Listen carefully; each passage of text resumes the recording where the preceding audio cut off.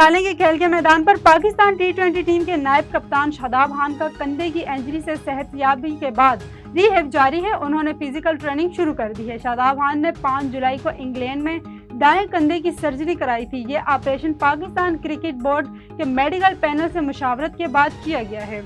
Injury के बाद Shadab Khan Asia cup में कौमी टीम का हिस्सा न बन सके, ताहम अब वो बहाली के प्रोग्राम के तहत फिजिकल ट्रेनिंग और फिटनेस एक्सरसाइज कर रहे हैं। पाकिस्तान हॉकी टीम के खिलाड़ियों ने शिकवा किया है कि 400 रुपए के डेली अलाउंस की बात करना जख्मों पर नमक छिड़कना है। खिलाड़ियों की जानिब से कहा गया है कि 400 रुपए तो मजदूर की दिहाड़ी भी नहीं है, हमें डेली अलाउंस देने का कहा जा रहा है, ये हमारी बेइज्जती है। इससे बढ़कर आप किसी की बेकदरी कितनी करेंगे। उन्होंने कहा है कि रोजगार नहीं है, डेली अलाउंस पहले भी वक्त पर नहीं मिलता था, अब 400 रुपए की बात की जा रही है। अगर यही हालात रहे तो हॉकी छोड़ने पर मजबूर होंगे।